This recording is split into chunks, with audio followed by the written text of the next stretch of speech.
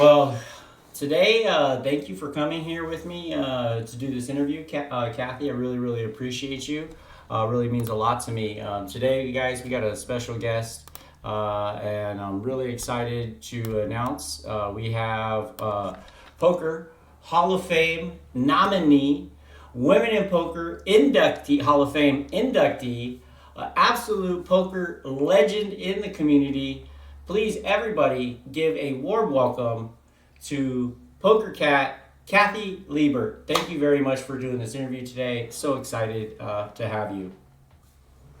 You. Thank you, thank you. I really want to get to know a little bit more, and I want to share your story with the world, and I want to kind of want to start from the beginning for a little bit. Where are you from? How did you get into poker? And I want to kind of start at ground zero. Where are you from? And tell us, who is Kathy Liebert? I grew up on Long Island, New York. Let's see, and we basically started playing home games as a kid. Nickel dime quarter around the kitchen table. Family, mom, dad, brother, and yeah. So that's how it started. Lived in Long Island most of my life before college, and then my mom moved to Manhattan, and I went off to college in Marist College in Poughkeepsie, New York, and yeah, so mostly a New Yorker. That's awesome. That's awesome. Yeah, I can remember when I first started playing poker. I was like 7, 8 years old, and I was playing little league at the time. And after our little league games, we had lunch money that we'd saved up, and we didn't eat lunch all week long. And we had 20 or 30 bucks that we'd saved up for lunch money, and we're playing poker after our tournaments and baseball games and stuff in the garage of somebody's house. So, I know it was like we used to play same thing, nickel, dime, quarter, and these eventually by the time we got into high school, pots got pretty big. But yeah, that's kind of similar to my roots. So when I first started, and so you were in New York, and then you moved west, right? Didn't you? I think you moved out west, Yeah, right? after college, I wound up going to Colorado. After working for a year in New York, I decided I didn't want to do that anymore, and I wound up moving to Colorado. And that's where I discovered the poker rooms. They had just opened up casinos in Blackhawk and Central City. They were $5 maximum bets, $5 max limit. And I walked in and started playing, and that's kind of how I started playing in the casinos. And eventually I started playing in some home games in Colorado as well before heading out to Las Vegas for tournaments in 1994. That's I really played in cool. Colorado for about a year or two before heading out to Vegas. That's cool. And when you first started, were you just playing cash, or were there tournaments that you were playing at first? We're playing cash games. We're playing yeah, $5 limit in the casinos, all different games. And then we had the home games, which would play bigger. We'd play like 4-8 limit dealer's choice games. And yeah, I didn't really play tournaments until 1994 when a friend said to me, "Oh, there's a tournament at the Gold Coast. Do you want to go?" And I was like, "I don't know anything about tournaments." He was like, "Oh, it's fun. It's great. You should go." So I went to the Gamblers Bookstore, bought a couple books on tournaments, read them, went out, and my first week I won 34,000 in tournaments. That's So then I crazy. said, these tournaments are maybe that's a better way to go than playing 4-8 and $5 limit and stuff like that. Right, right. You get started on a heater, and you're Yeah, hooked. You're hooked. yeah, exactly. And the legendary journey begins. What books were they? Can I ask what books were they? Do you remember? Yeah, there was two books. One was called Tournament Tips from the Pros by Shane Smith, which was actually Dana Smith. She changed it to a man's name, thinking it might sell better. And then Tom McAvoy had a book on tournament poker as well. And a lot of the tips from Dana was actually from Tom, as well as a few others. So those were the two I read. That's pretty awesome. That's pretty awesome. And so did you ever, like, as your poker journey began? I'm sure, like you said, you were playing cash. Did you mix it all? Because from what I gather, you're playing predominantly tournaments these days. Did you, or when did that? How did that happen for you?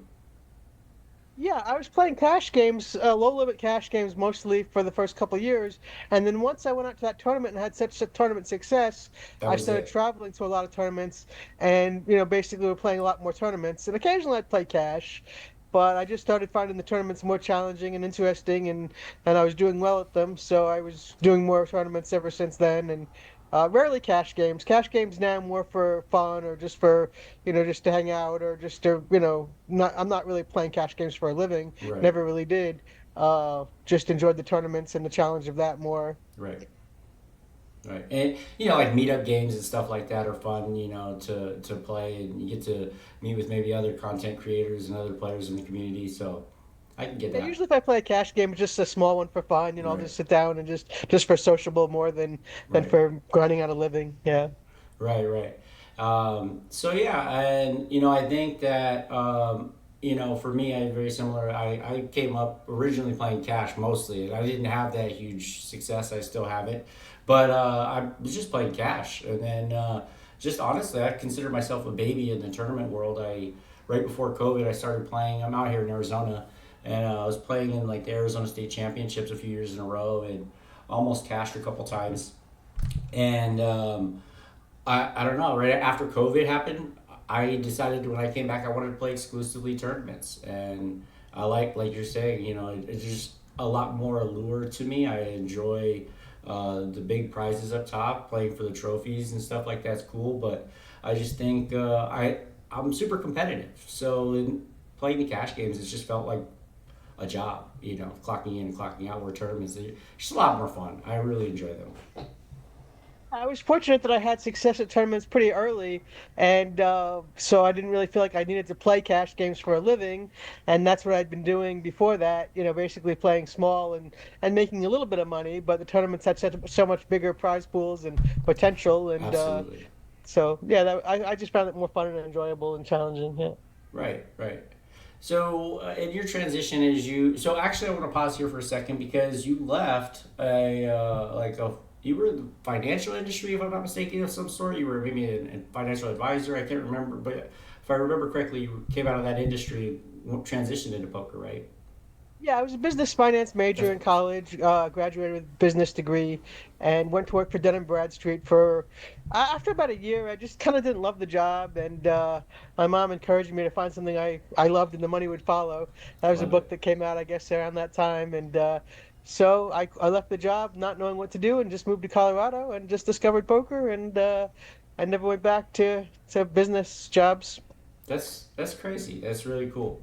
That's really awesome. I'm a econ major. I took some time away from school right now to focus on uh, poker and other things. But I think that I definitely want to get back into it. I like finance and economics and all that stuff. But yeah, it's just poker is just a huge passion of mine, and it's just I've been streaming for the last few years. I've been playing more and more progressively, and still not playing enough. But and now I'm doing like these interviews with you, and I want to really pursue poker. I love the game, and I got a huge passion for it, and so that's why I'm doing these things now, and got a lot of respect for you, and you're an absolute legend. I want to talk about your Hendon mob here in a little bit, but before we get there, I want to ask you. So you leave the finance world and you go into poker. Did you have any like poker idols or poker icons, maybe super influential people or mentors along the way? When I first started playing tournaments, I did meet a lot of the tournament superstars of the day, and I certainly admired them and talked to them some. Tom McAvoy became a good friend of mine. We would discuss poker a lot. Like I said, I had read his books, and he was certainly somebody that I discussed poker with a fair amount. I remember when I went out to the WSOP, I remember Ted Forrest winning 3 bracelets, and I was impressed by that. I hadn't really seen that before, and so yeah, there's quite a few poker players that I met that I got to talk to, and I remember playing No Limit Satellite for the first time, and I think it was like Mansour Matloubi and John Benetti and all these people that I had heard about from the WSOP that I'd never played with or met before, and and being able to compete with them and doing well against that kind of gave me a little bit more confidence. Love it. And so I got to meet a lot of the people that the old timers, as they say. And there wasn't that many women playing. I did get to play Right. with Marcia Wagner some and Barbara Enright. So Wow. yeah, I definitely knew a lot of the people that were successful at the time and got to know them a little bit. Yeah, and you're absolutely right, which is another thing point I want to get to later. But the growth of poker in regards to women, I mean, there's definitely a lot more women playing in poker, and I think that there's still room for growth there. But yeah, I can't imagine, when you first dove into the world, I can't imagine you probably very seldom ran into somebody. I mean, you probably list them on a few hands, and now it seems like you have several at every table, and they're crushers. Yeah, there really wasn't many. One of my first tournaments, actually, I made the final table with Marcia Wagner and Mike Sexton, and we finished 1, 2, and 3. Yeah, Mike won, I That's came second, and Marcia third, and that that's was kind of crazy. fun. That's cool. So and I got to know Mike pretty well early on because he was traveling to a lot of the same tournaments I was, and Marcia Wagner was playing quite a bit in California, where I was also playing. So. Yeah, yeah, she was one of the few that I regularly saw playing tournaments at that time. Barbara Enright also played some. But there was very few women that traveled to tournaments at that time, and now there's obviously much more. Absolutely, I think it's a good thing, and I think there's a lot of good female poker content creators. I think that there's a lot of absolute crushers on the felt. Fox and Maria Ho. I love what Nikki Limo and Caitlin are doing, and I mean, I feel like I don't want to name names because I don't want to leave anybody out, But there's just so many that are just doing a lot of great things on the felt and off the felt. So I think that's huge for the game. And, you know, I think, sure, woman wins the next WSOP main event. That's going to have a moneymaker effect. But I still think even without that, there's still a huge room for opportunity. Yeah, there's so many women that are good and competitive these days. And Absolutely. yeah, back in the old days, I don't think you could name 5 women that are regularly competing at the tournaments. I mean, certainly you did see some women playing and be successful in some of the smaller buy-ins, but there was not very many traveling, especially in the early days of the WPT. Right, right. Um, and I think you know what? I mean, let's talk about that. We could jump to that. What Because I think that there's a huge opportunity for the growth of poker, and I want to speak on the women's side, or I can't speak on it, so I'd like you to speak on it. But even larger than that, what do you think we're missing? I have a couple thoughts that I can just like think out loud, but I'd like to hear what your thoughts are. What can we do as a poker community to build the game? And I think personally, I'll tell you my first couple thoughts is I think we are missing a huge disconnect in coverage. I think it's the way I explained it. It's almost like if you watch sports back in the day before we had like all these outlets that we do today. If you didn't watch the game live, you pretty much had to go to the newspaper the next morning to get updates on the box scores, right? And I kind of feel like that's where we're at with poker. And I think that you get an occasional hand history, which is great. I think those are like a highlight clip. But I think that there's a better way. I don't know if it's like I don't know. I don't know how to solve the problem, but I think that there's a disconnect in bringing the live actions in these big events to the media at a more rapid rate. You know what I mean? That's one thing. And, the other thing is I think that Dustin Ionetta touched on this, and I think it's a fantastic point. I think poker, we miss the storytelling of people. Our highlight reels are basically that, hand histories. And so I think those are two of my huge, I think, pain points to grow, and obviously sponsorships. But I think all that comes with those things if those puzzles can be solved. What are your thoughts? Yeah, it's hard to follow as it's happening, the live action in Right. tournaments. You get occasional updates from like Poker News or something like that. Mm-hmm.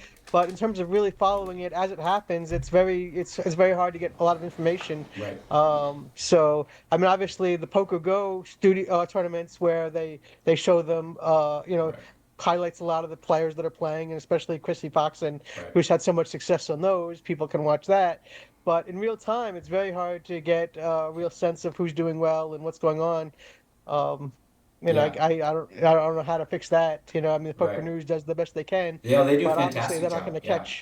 Yeah. Yeah. they're not going to catch most of the what's going on. Yeah, they do. So They do a fantastic job, and I think wherever the disconnect is, I don't think it's replacing that because I think that's still needed.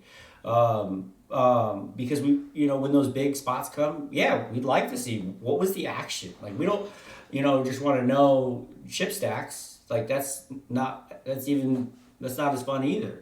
That's cool. We want updated chip stacks, but how do we get there? And like to your point, you're not going to have a camera on every single table to catch all that. But yeah, I don't know. I don't know I don't know how to solve that. But that's one of my kind of burning questions lately. I've been talking to people about, and I think I don't know.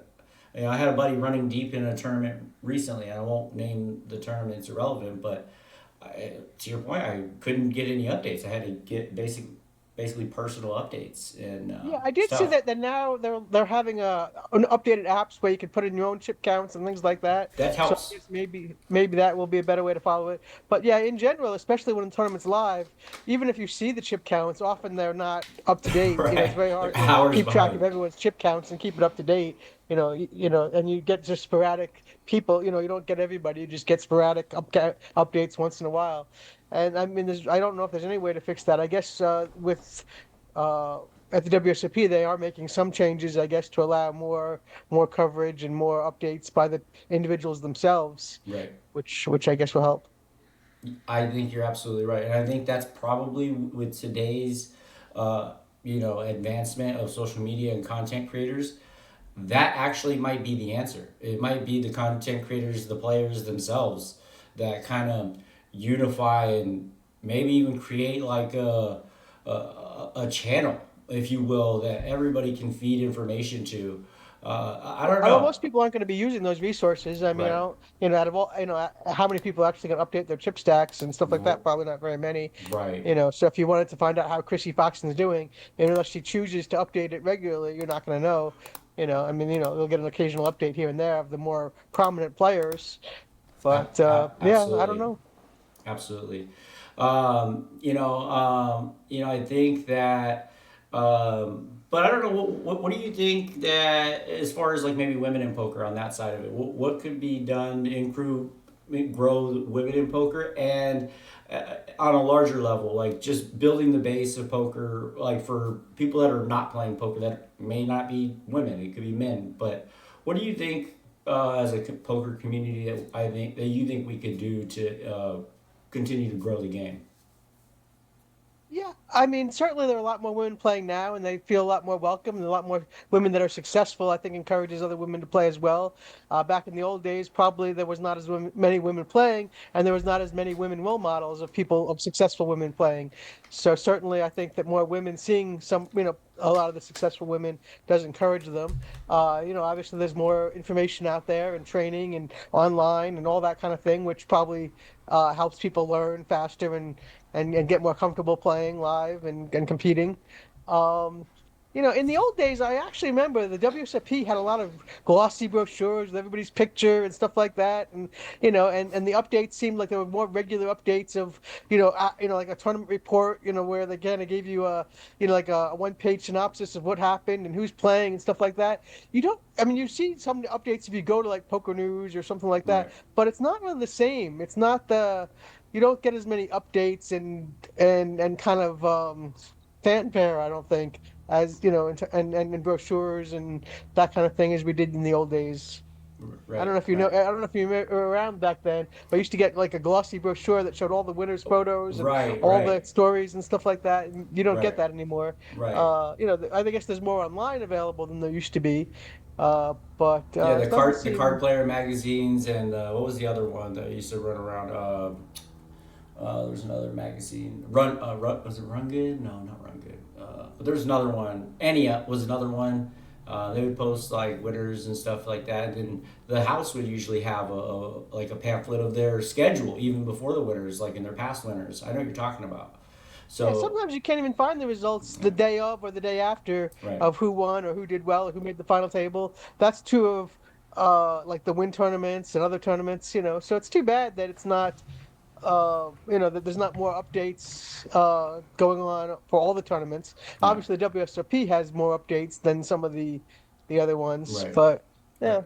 Yeah. Yeah, and I think Poker News, and all of the people out there that are tracking, they're doing a great job what they can. And I think the big issue kind of is the game has grown so much. It's just that the manpower for the coverage is exponential now, and to cover is all the entire field is so difficult. And that's why I kind of going back to what we were saying. I think it might take the individuals posting all their videos and creating like a live feed of everybody's stuff together, because staffing and production to accomplish, I guess what I'm saying here, I don't think it's realistic to assume that any company is going to take on that burden.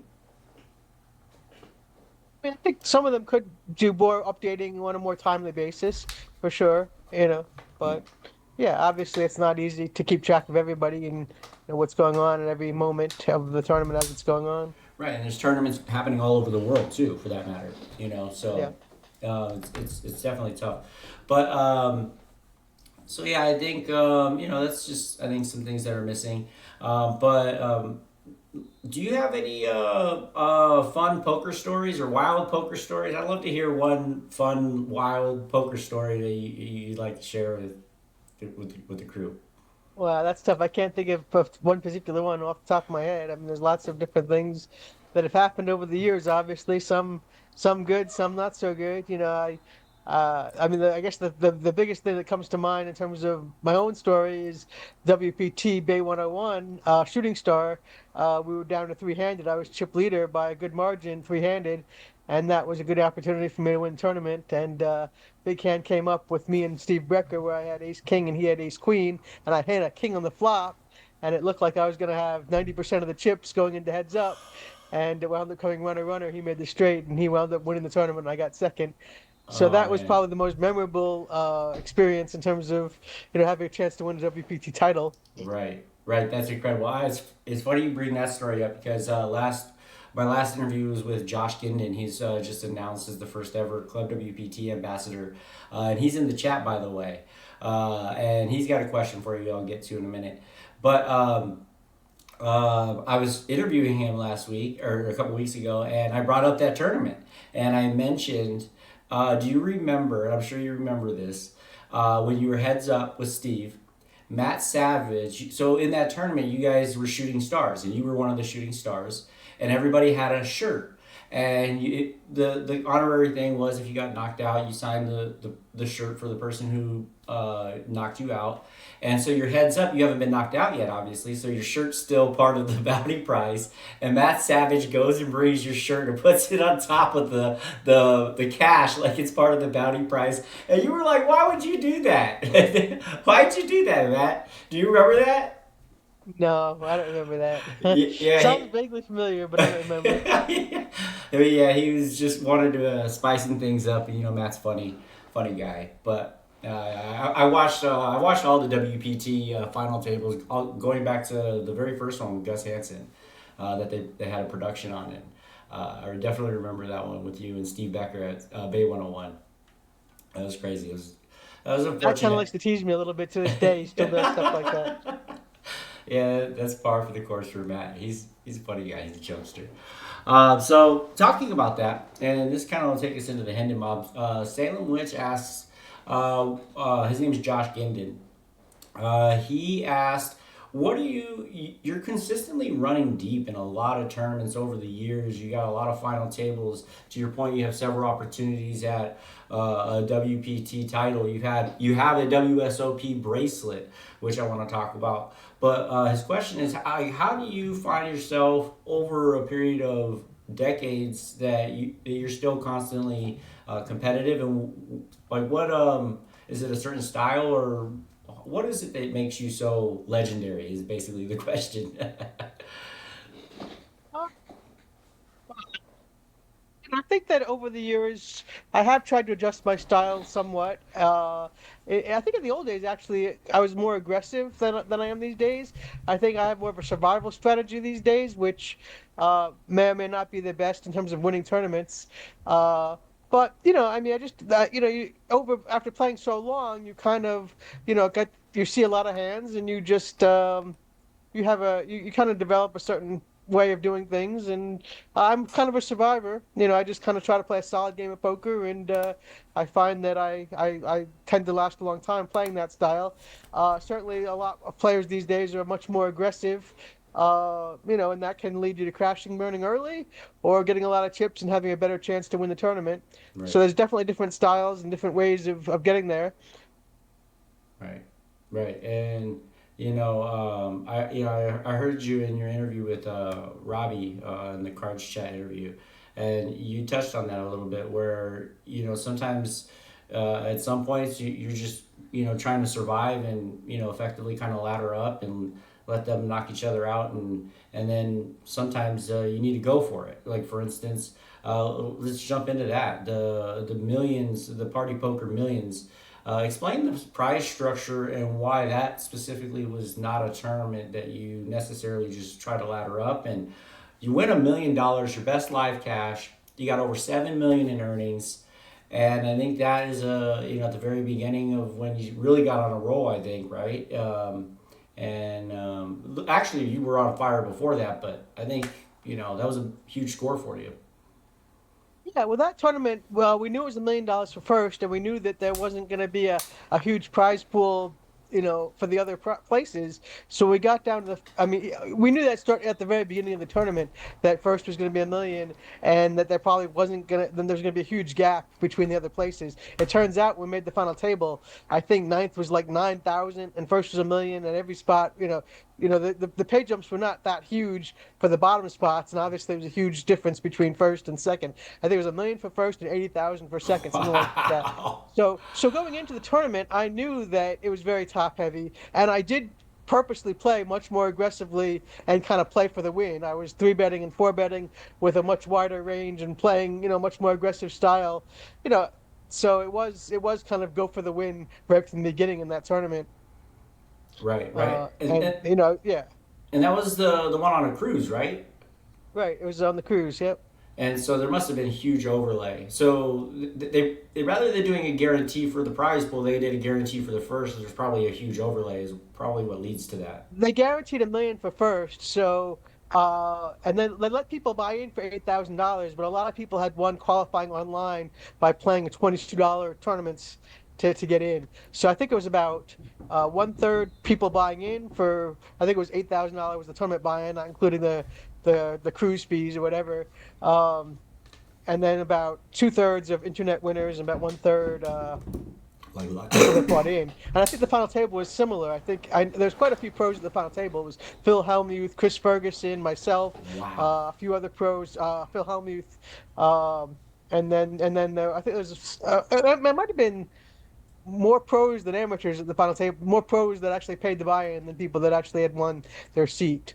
The guy that finished second, actually, it was his only tournament cash ever recorded to this day. It was his only tournament cash ever recorded, which is kind of crazy.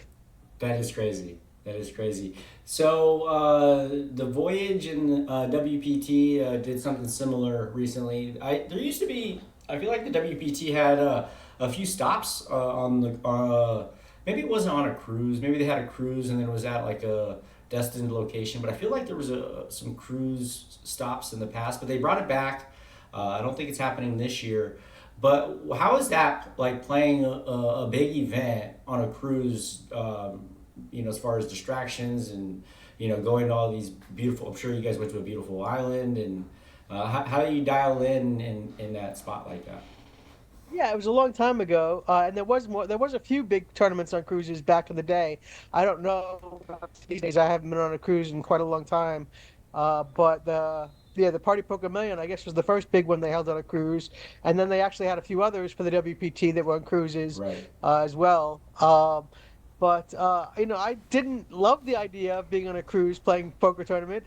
But as it turns out, we did have one stop where we got out in nature. I was actually on a horseback riding adventure, and being out in nature and being on horses and stuff like that, getting some fresh air, I think was That's a good awesome. thing.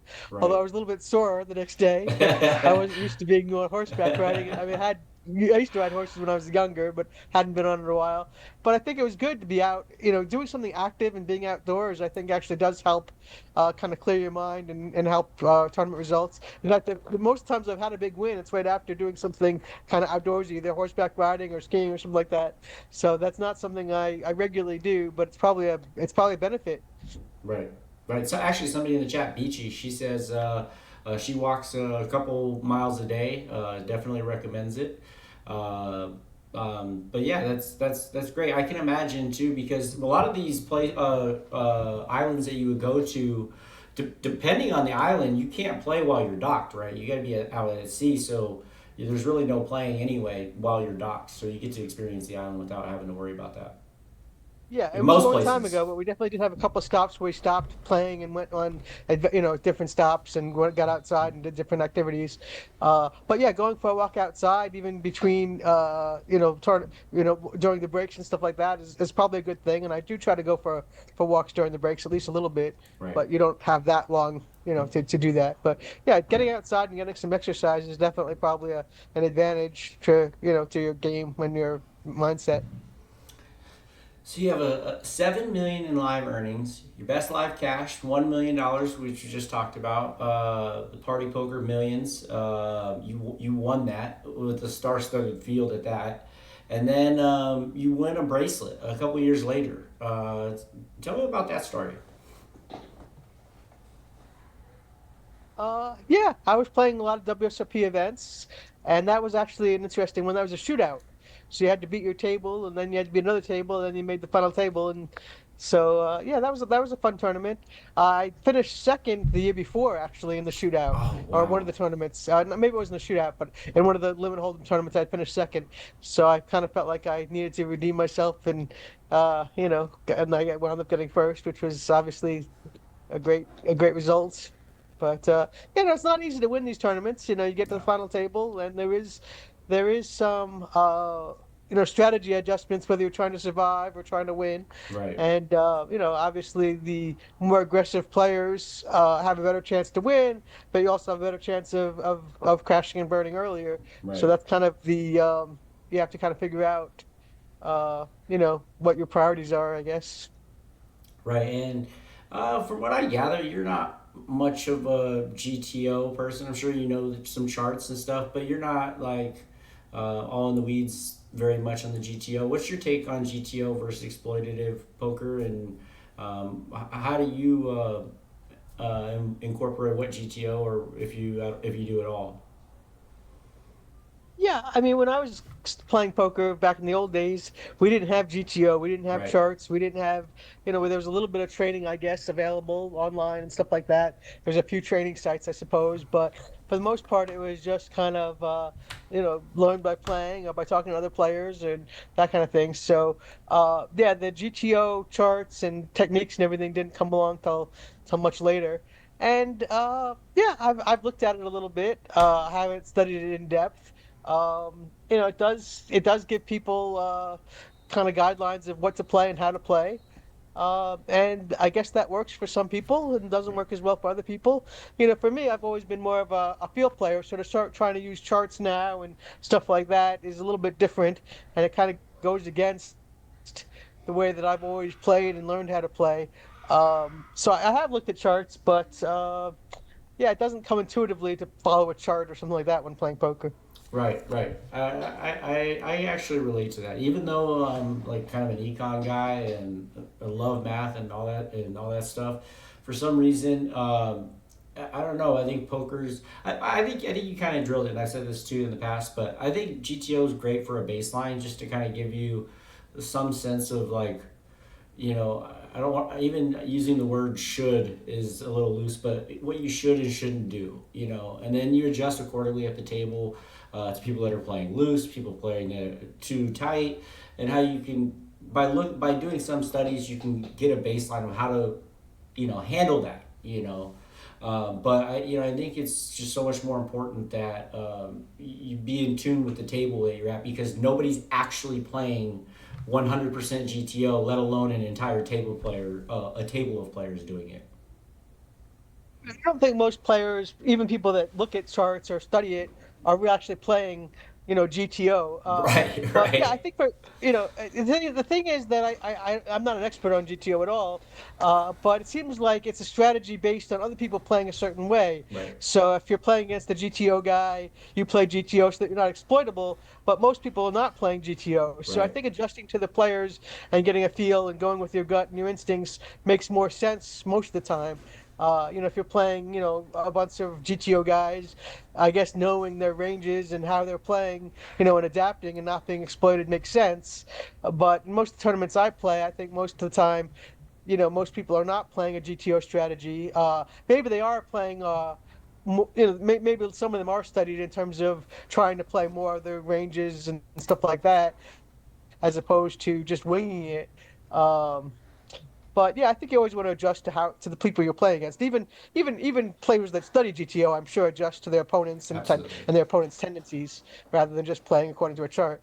Anytime I've tried to play, according to a chart or something like that, it seems like I play worse because you really do have to play your opponent, not just going by what something says on a chart. So. Absolutely. I totally agree. I want to just take a moment to thank everybody who's here in the chat. Really appreciate everybody. Thank you again, Kathy, for being here. I got a few more things I'd like to go over with you. One of my hot topics is coming up next, but I just want to give a quick shout out to everybody in the chat. R Runner, Crayjax, really appreciate you. Bandit Jerry, Salem Witch, Beachy, Fatal Wedgie, Medi, Mojo, ASG, Banana, Bexkey, Chief, Few, Fly Fish, Larry Fines, Ghost, Nacho, Peaches, Queen Ivy, Razmaster, River of Deceit, Snoop Dogg, Punts, and Snoop Dogg Punts, and Warrior Poet Matt. And really appreciate you being here. So now my hot button. My hot button is the Poker Hall of Fame. So I'm going to say like this: you have $7 million plus in live earnings. You have multiple WPT final tables. You have WSOP bracelet, and saw Beachy in the chat say that you, when I asked the question about your poker idols and mentors or people that you looked up to, you are a person that people look up to without a doubt. You have inspired so many people, and your influence to what we know of it as poker today, and I think you have a large to do with the growth of women in poker, and I think you're just absolutely amazing. You deserve a place in the Hall of Fame. You are in the Women in Poker Hall of Fame. You were inducted in 2010, I believe, which is absolutely amazing. I want you in the WSOP Hall of Fame, and that's what I want to see. Talk about your Hall of Fame nominees the last couple of years, and what does that mean? What would it mean to you to be in the Hall of Fame? And I have a few things to say on this topic, but Yeah, I was fortunate enough to be nominated. It's great to be nominated and to be recognized for that. It's so hard to know who deserves to be in it. right, It's so competitive, and there's so many people who've had a lot of success in the past that maybe not as relevant today, as opposed to these high stakes crushers today. So how do you choose one with all the different people that are eligible? It's very tough. Certainly, there are a lot of people that were crushing it back in the day, who are not as relevant these days. Somebody like, Gus Hansen, Ted Forrest, the Mizrakis. They're great players and had a lot of success on WPT and WSOP, but maybe not crushing the high stakes world these days as much. Or somebody like Miami John, who had a lot of consistency for a long time, who's no longer with us. right, Who didn't have as many high profile wins, but was definitely extremely consistent, more in the mixed games than No Limit, which probably doesn't get as much attention either. So how do you compare the people that had a lot of success back in the old days compared to the guys that are younger that are crushing it today? It's really hard to choose and how to compare them. right, It would be. I mean, I know a lot of these young guys that are just becoming eligible. right. They're saying have the best chance these days that are just turning 40, that are playing the high rollers on Poker Go and stuff like that. You know, uh, you know, Have they stood the test of time, or is somebody that was crushing it back in the day that might not be Right. crushing it today? Have they stood the test of time? So and then you have the industry people like Matt Savage, Right. who's been nominated many times. So how do you Isai. compare Yeah. an old time crusher to a young crusher? That's crushing it today compared to an industry person. With only one getting in, it's very difficult to know who deserves it or who should get in. And the people that are in the Hall of Fame are the only ones voting. And I don't, and some of them, there are going to be some biases. Some people are going to vote based on, the past, and some people are going to vote on who they like the best, and some people are going to vote on who's crushing it today. So, I don't know. It's a very tough thing to know. I'm not sure who deserves it and who doesn't deserve it. I mean, that's for them to decide.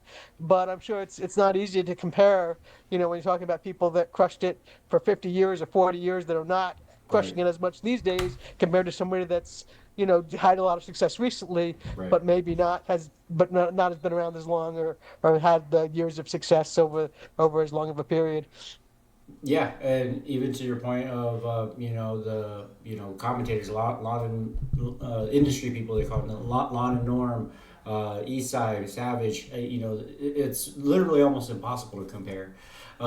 So here's my thoughts, and you touched on a few of these thoughts as you went along, but I think it's silly that they're only letting one in. We have a ridiculous bottleneck and a backlog of legendary poker players, people of influence into the game that are deserving to be in the Hall of Fame. And I think the one in policy that they're doing right now is making it even more so. Even if they had let in two people for the last 5 years, because they stopped doing it right after COVID, like 2020, I believe.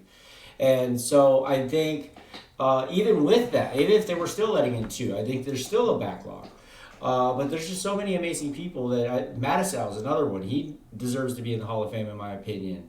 And but they gotta go back to two. Honestly, I would say maybe even three. Daniel Negreanu put out a post that I think probably makes the most sense. He said that there should be two every year, and then like every third year they do like an industry person or something like that. Um, so I thought that was kind of a good idea. And then maybe that would kind of help clean up the backlog. But there's a lot of people that are turning 40 this year, in the next couple of years, that are, top tier eligibility. Like you're saying, a lot of people are saying like some of these guys and gals. Maria Ho is going to be on this list. I think she's in that realm. Nick Schulman, Seaver, Galfond. I mean, there's a bunch of players that are. Yeah, there's so many great players that are going to be eligible in the next few years Yeah. that are already eligible. It's going to be very hard to pick one out of all of those players, plus include the old timers. Right. It does seem impossible, especially as it gets later and more of the young crushers are qualifying for the older players to get in, which is kind of a shame because and maybe they're not as relevant today, but to not even consider somebody like Ted Forrest or Miami John or something like that. Right. It does seem like those players should have a shot, and I guess as more and more of these young crushers are turning 40, less and less of those people are going to have a chance to get in. So maybe and industry people, I guess, it should be a separate category. I Yeah. think I don't know if it should be one a year or one every 2 years or one every 3 years, Yeah. but I think it should be a separate category from the players because you really can't compare somebody like Isai or Savage to a player. It's just how so, and I do think it makes it more difficult to get in for those people when you consider how many young players are so successful that are not, and young and old that are not getting in yet, so are not able. So maybe have separate categories. Maybe have one in the 40 to 50 category, Right. one old timer, one industry person, and whether that should be done every year or every other year, I don't know. But maybe have separate categories for each, so that it's not trying to compare somebody from the old days compared to somebody today. Yeah.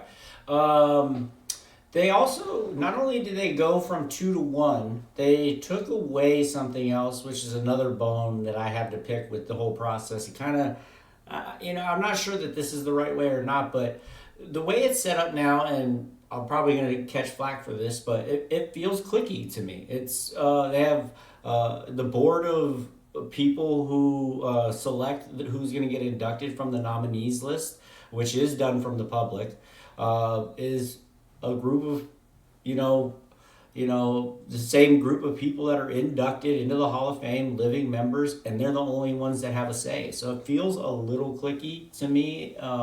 I'd like to see them bring back the media vote. So that's what I was getting at. They took that away when they changed it to one, I believe, or the year after. Do you think that should come back, or do you think that the media shouldn't have a say in who gets into the Hall of Fame? What's your thought on that?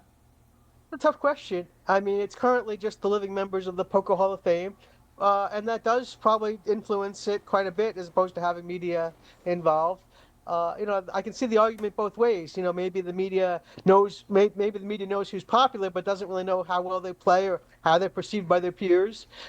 Maybe some media do and some media don't actually know. How well they're respected or how their game is, as opposed to but some of the members of the Hall of Fame obviously don't always know everybody either. So that's a tough one. I'm not sure. Yeah. Maybe have one that maybe maybe if they had more than one person involved, maybe had the media involved in part of the vote for one of the players or something like that, or have the media involved with the industry person Oh, that's a and good not idea. for the you know That's a I mean, great that's a great idea. If they separate it to categories, I yeah, like that. That makes sense. The media should be probably the most influence on who gets in on the industry side. Actually, thinking about it, yeah. yeah, no, I think that's brilliant. Is there anything else that you think that they could do with the process that would? I hate to use the word clicky, but that could maybe. I mean, having it just Help. be the living members does, I think, change the result. Does affect the results, Yeah. and I think they are going to choose based on who they think they're deserving, but also who they like the most, or who Right. they, Absolutely. if you're not as well liked, you're not going to get in, that kind of thing. Which I mean, everything's a popularity contest, whether the media is involved or other people are involved or I not. guess you're right. The more well-known people, the more popular people have a better chance to get in, Fair obviously. point. Um, but yeah, I mean, right now they allow the public to choose the nominees, but then the only living members actually get to choose who gets in.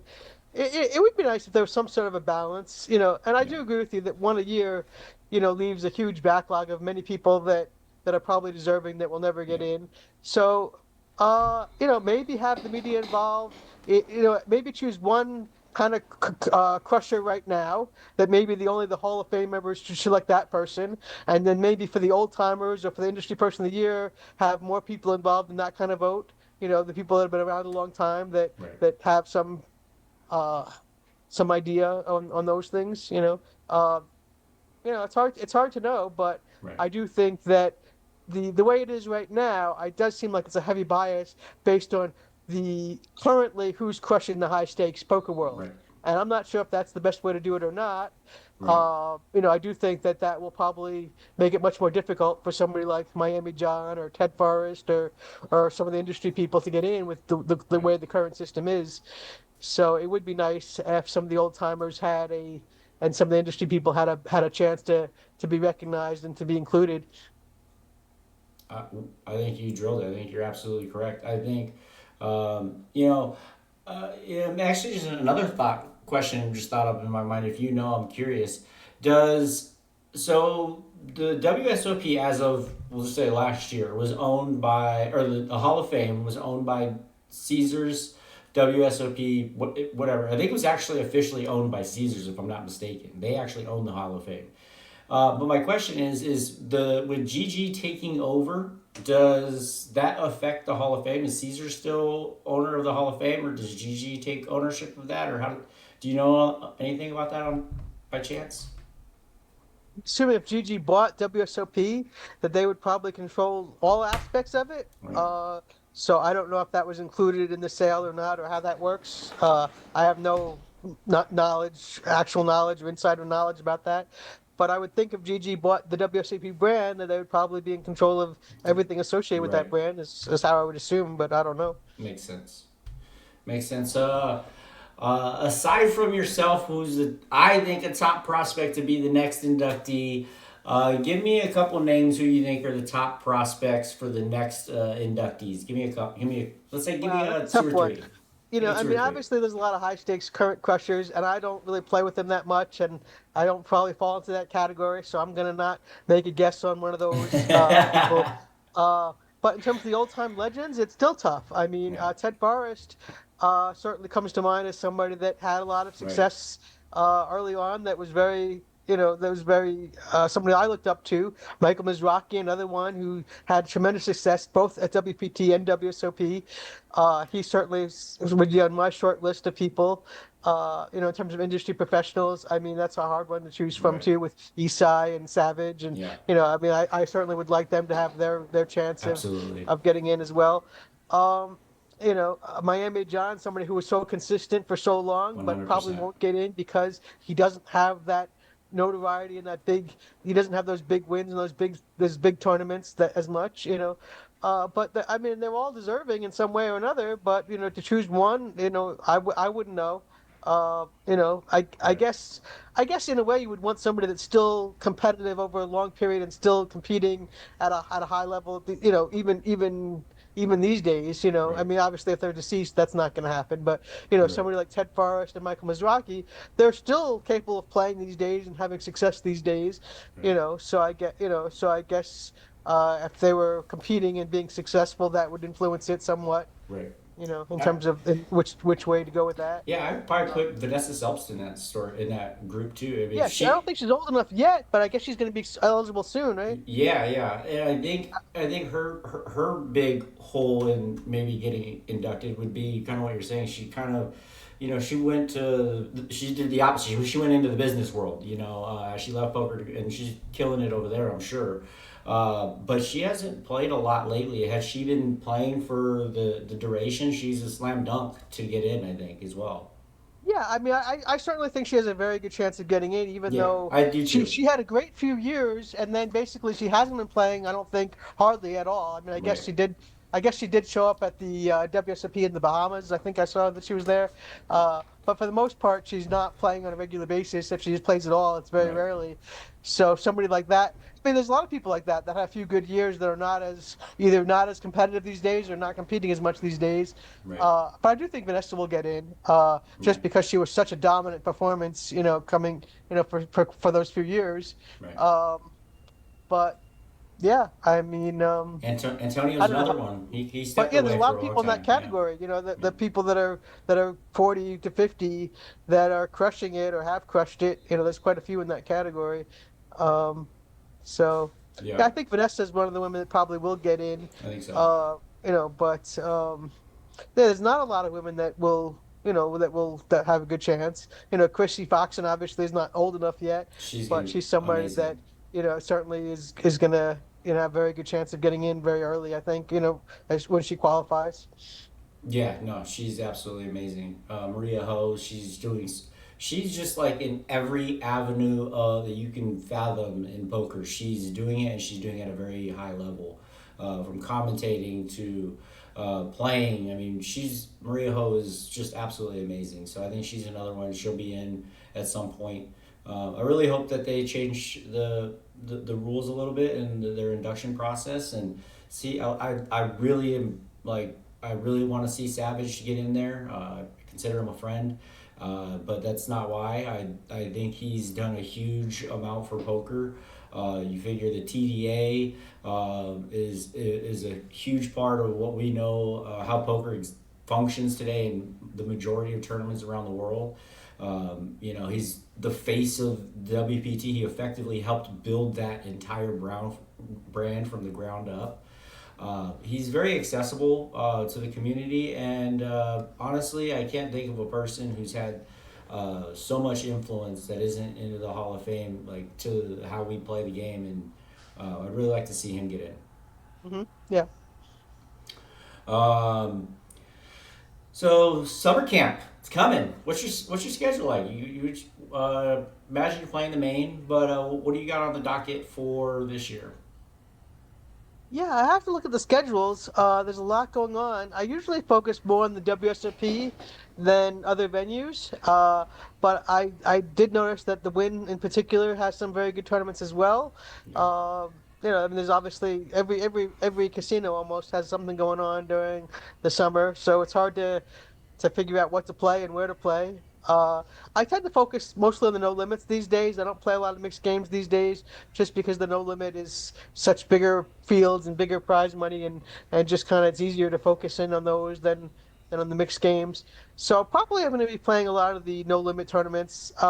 Probably a fair amount at the WSOP and some at the Win. I have to really look at the schedule and pinpoint. It's they all they all conflict, Right. uh, uh, but certainly a fair amount of no limits to the WSOP, and then a few spattered in with the Win, I think. Yeah, the Wind's doing a great job. I love the partnership that they had with, or that they have with the WPT in December. It's such an amazing stop. That's actually where I think I officially met you for the first time at one of those stops, either last year or the year before.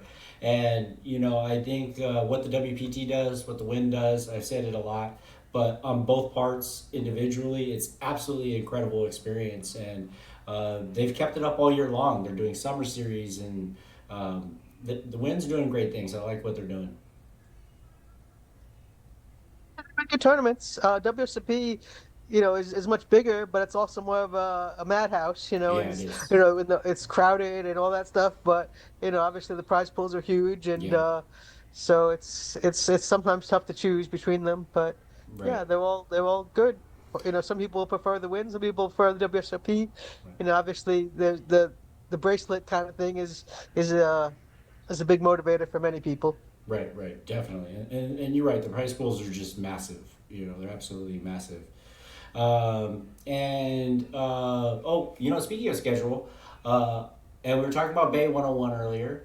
Did you know that WPT brought Bay 101 back? It's coming back in October. The Shooting Yeah, Stars is coming I back. heard that. Yes. You're gonna be there, right? I should be there. Yeah, I think I will be. You got to make a run at it, right? You did it once, so you got to make a run at it. It would be fun. Yeah, I'm sure they'd love to have you, and I think you got to be a shooting star. So if you go, you tell me, and I will tell the powers that be. Not that they'll listen. They might, but they'll probably already do it anyway. They probably don't need my push, but I'm gonna have them do it. Yeah, Matt did mention it to me. So Oh, okay. He's already yeah. got it on his radar then. Yep. That's awesome. Yeah. No, I think yeah, you should definitely go. It's one of the stops I've heard great things about that I've never been to. I'll tell you this. I was watching the highlights of the WPT or the productions from every single. I watched all of them, but the Bay 101 stops. They had a few. They did it for like 2 or 3 years, and I remember like the rails were completely different. Like it was almost like the rails on day one were like what you would see kind of like on final tables. It was a lot more like rowdy. It was a lot more fun and it just had a different vibe to it that I don't know. You played it, so what do you think? No, definitely. There was a lot more people around and a lot more fans, and it seemed like it was a big production. Definitely a lot of interest from a lot of people in it, and yeah, a lot of railbirds, a lot of autographs, a lot of pictures. It did seem to have a different vibe with a lot of, yeah, a lot of fans and a lot of excitement about it for It sure. did. Yeah, my comparison was it's like kind of like the Ryder Cup in golf because usually poker's kind of stays quiet and so does golf, but the Ryder Cup it gets rowdy, and so it's kind of gave me like a Ryder Cup vibe to a poker tournament. I really enjoyed it, so I'm hoping I can go up there. I have Salem Witch, EMD, he's a doctor in Boston, and he's the Club WPT ambassador I was telling you about, Josh Gindon, earlier. He's holding me to it. He says, I want you to go. You better be there. So he's holding my feet to the fire. So, As much excitement as it was in the past, but I would imagine that they still have a large fan base and it'd be yeah. pretty exciting and fun. And being a shooting star has advantages and disadvantages. I actually got the exact bubble one year because I was a shooting star and somebody was going after the bounty, and I got unlucky. I had the best hand, but there's actually men that busted me. The men win. Oh, win the I don't master. want to call them the master Oh, because yeah. for different reasons, but Yeah. He might have yeah. had a double stack of chips that he probably shouldn't have had. Possibly. Allegedly. Yeah, that's a sore subject to talk about, but yeah, that's definitely possible. So yeah, I'm hoping to get up there. Oh, I had a question in the chat. from Larry Fine. He asked, do you ever play the Arizona State Championships? If you haven't, I highly recommend it. It is a fantastic tournament. It's $1,100 tournament. Last year they beat the $2 million guarantee. Huge prize pool. It's a 3 day, 4 day tournament, and they have 3 day ones, three to 4 day ones, and just a massive tournament. You should definitely come out. Usually in the mid August, so right after the WSOP summer camp dies off. It's a great tournament to come check it out. Yeah, Have I you ever? remember driving out there a long time ago with a couple friends. It was a long drive, and I haven't been there in years, but I remember it was a good tournament. I haven't been traveling as much these days, and I haven't gone, but I'm starting to travel a little bit more again. Yeah, I don't love traveling, but it's a drive. It's not super long drive, so I could maybe get there from Vegas again. But yeah, we'll see. Yeah, it's a great tournament. Great tournament. Tiffany Michelle, she was the MC for the last couple of years. She did a great job. She did a great job. A couple of years ago, actually no, the champion is reigning champion Ryan Steiner. He went back to back Arizona State championships. Absolutely incredible feat. Won back to back. What's his name is a former winner. Pat Lyons is a former winner. He's always out here. I know Safe and Kristen played out here a couple times. Yeah, Um, so uh, many good tournaments, yeah, you have to pick and choose. But yeah, I'm right. sure it's a good one. Yeah. So I think we kind of about wrapping up. I have a couple of questions I'd like to ask you, and then I'm gonna open it up to the chat. Anybody that's in the chat that's heard the interview, if you have any questions, please feel free put some questions in the chat, and we'll wrap with that. What are some words of wisdom you would give to somebody starting out, or somebody maybe that is playing, that was trying to take tournament poker seriously? I know, like myself, and I know there's a lot of people here in the chat that love the game and would love some words of wisdom that you would recommend. How do you overcome some of the hardships, and how do you get through all that? It's you know, Grind for sure. I try to still enjoy it while I'm playing. A lot of people try to take it really super seriously, and I can understand that. I've always, especially when I was first starting out, I was super serious and super focused, and that's important if you want to win. But you also should enjoy it at the same time too. I think these days there are too many people that are not enjoying it, so much. They're just, so you want a balance, I guess, of enjoying yourself while you're at the table, but also trying to be focused and take it seriously.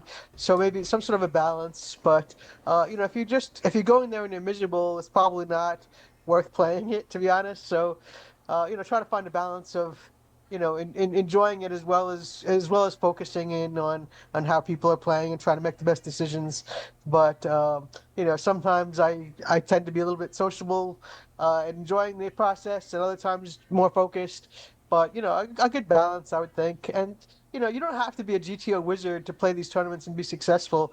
And I think in some ways it's more overwhelming and kind of scary for some people because they don't know the GTO stuff, But that's just I don't think that you have to play that way. It's a guideline based on computer models, and I do right. think that we can still be enjoying the game and playing with our brains and not have to be a GTO wizard to enjoy it and be competitive. So I would suggest maybe not focusing so much on that. Although I know a lot of people do focus a lot on that these days. Right, I agree. I totally agree. I think that like we were saying earlier. I think you got to have some balance. I think it helps to have some knowledge of the GTO stuff, but I think you still got to pay attention to what's happening at your actual table. Who's who at your table? And not only that, I think it's important to be able to recognize how you're perceived at the table. That might just be just as important. If people perceive you as super tight, or people perceive you as super loose, or aggressive or passive or whatever. And I think that's possibly just as important. Yeah, people definitely, I mean, most people will definitely adjust based on your image and how they perceive you. And one thing that I've noticed is that if you get caught bluffing or they see you playing aggressively or whatever, they definitely will tend to call you a lot more based on that perception, Absolutely. which you can use to your advantage sometimes to get, sometimes you want to get caught bluffing just so you can get more action when you do have the hands. Uh, Right. but yeah, be aware of your image and people and how people are adjusting to you. That's definitely important. Have you, through your poker journey, experienced like significant hardships, whether it was because there wasn't a lot of women playing when you first started, whether it was financial bankroll or maybe people in poker? What hardships have you had in poker, and how did you overcome it through the years? Because you sustained for quite some time, and that's what the stuff that's made of legends to me. Yeah, there's tons of ups and downs. You're gonna have tons of variance, both good and bad. You're gonna have cold streaks where you won terribly, where you get in with the best hand a lot and lose, and that's frustrating. And you're gonna, in the old days, I think there was actually more abusive behavior in general by some of the players. More some of the male players were more abusive back in the old days. I think in general today, the playing environment is decent for most people. I don't see a lot of abusive behavior. Although Right. occasionally, you will see people getting out of line or saying something inappropriate. But for the most part, I think that the environment these days is pretty good. Um, and yeah, you're gonna have good luck. You're gonna have bad luck. You're gonna have bad streaks. And it is tough to sometimes keep going back and playing your best when you're running badly, when you're getting bad beats or cold decks or whatever. But if you need a break, take a break. And yeah, I've certainly taken breaks at times, and it seems like when you're running well, it seems to continue, and when you're running poorly, it seems to continue. So Right. just kind of, going through it, and still having the desire to compete and be competitive and wanting to play, keeps you going. Love it. Love it. Great words of wisdom. Love your feedback. I do have a question in the chat that somebody came up with. It's a debate we have a lot within our chats. So he asks, what is your opinion about late regging? Are you a cards in the air person, or do you think there's equity in late regging? What's your thought on that? Um, Yeah, I know that there's a theory out there that says max late regging is the most plus EV thing to do. I don't think it is, and for me, it's not. Coming in with 10 big blinds or 15 big blinds, you don't have much play. You have to get in there pretty quickly and gamble, and most of the time, you're not gonna get lucky and spin up a stack.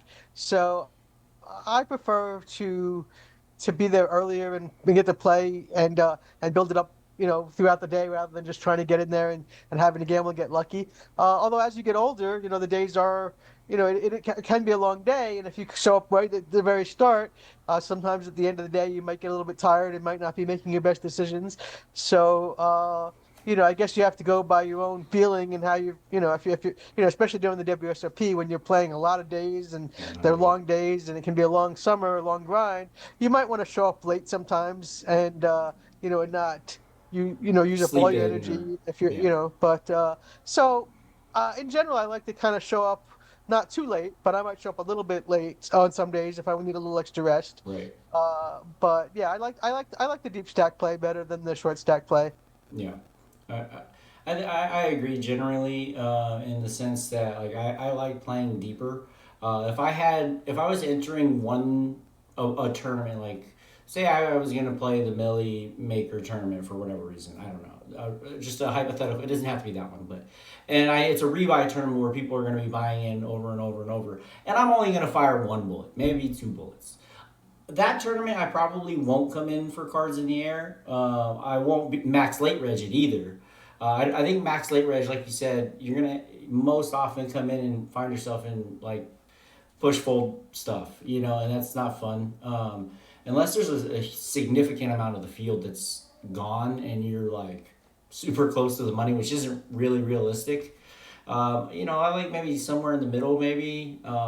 But I do prefer playing deeper stacked. I come from a cash game environment, so that's kind of a little more like that world for me. But yeah, good stuff. I agree with you. Pros and cons to showing up early and pros and cons to late registering. I probably will do a mix. showing Yeah. up some on time and some in the middle. And occasionally I've actually max late reg, but it's not what I prefer to do. But sometimes you're in another tournament, and you just happen to be busting Right. out right when the late reg is ending, and You're I've like, I've, I've okay. busted, I've jumped in late, late a few times, in the. So it just, I guess, just depends on your own feelings and mood and what you prefer. Right. No, I think that's a good point.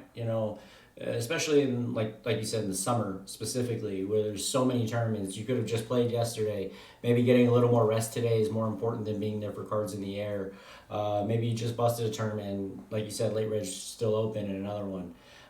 So I think a lot of like how those dominoes work is kind of sometimes will dictate it, but just in general, I agree. I don't prefer to max late reg specifically.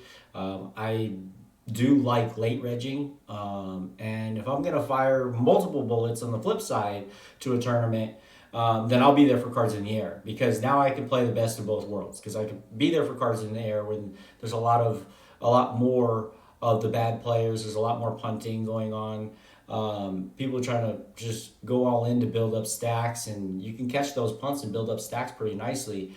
And I get to play the other side of it where I can still late reg. If I get knocked out, I can still get back in and still kind of play both cards. Right. For the better tournaments, it makes sense to, Right, if you're planning on firing more than once, to have the option. right, right. Well, one last question, and then we'll wrap here. This is kind of goes back into the Hall of Fame question that we were talking about earlier. We touched on this. ASG says, when it comes to the Poker Hall of Fame, how would you adjust the rules so that for players, it's not just how good of a player you are, but also the influence beyond the felt? Or would you make a change? I think it's a great question. It's the current members that are voting, and they decide what they want to influence on the most. I think there probably is a tendency to focus more on the players' abilities and success than on their influence. I think with the media voting, there was more of the influence factor involved. Uh, I think a balance makes sense. I mean, some people have better results certainly than others, and other people have stood the test of time and been Right. more of an influence overall. So Absolutely. how you balance that, it's a tough question. But the way it currently is, it seems like with the current members being the only ones that are voting, it seems like they're basing it more on high stakes success than on influence over a long period of time. I agree. I think they're, in my opinion, and I'm just I'm nobody, but I think they're missing the mark on that part. Get those other players in, that's fine, but I think we need more people coming into the Hall of Fame every year than just one. I do think we need to do something for the influencers of the game as well, because again these people have such that we're speaking about have so much influence to the game of poker as we know it today. I mean, Isai bailed out and I mean basically an entire online industry effectively. And Matt Savage and all that he does, and I mean Lon and Norm, and I mean there's a lot of other people, and there's gonna be more. So hopefully down the road. Maybe this year. I don't know. They haven't announced this year's criteria, but we'll see. Yeah, Um, it's hard to know what they're going to do, but I agree with you. It'd be very nice to see more than one get in, and maybe using different categories, having some that are open to the media and some that aren't.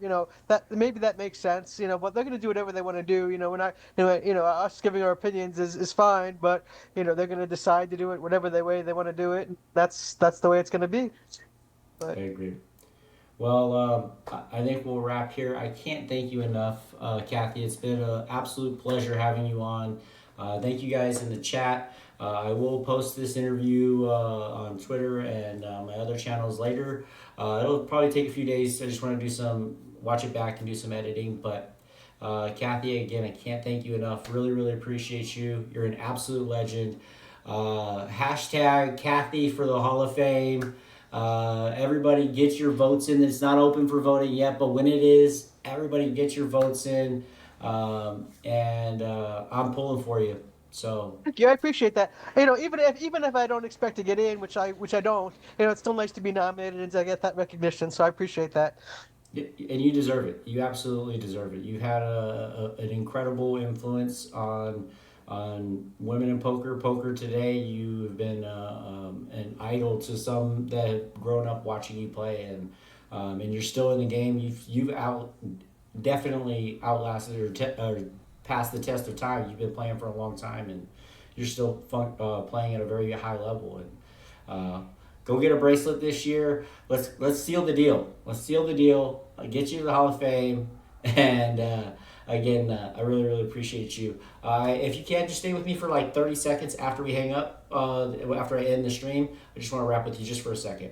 Sure, thanks. Thank you. All right, thank you again, everybody. Hall of Fame, Poker Hall of Fame nominee Kathy Liebert, Women in Poker Hall of Fame inductee, WSOP bracelet winner. Everybody, give it a warm welcome or a warm thank you for Kathy Liebert. Really.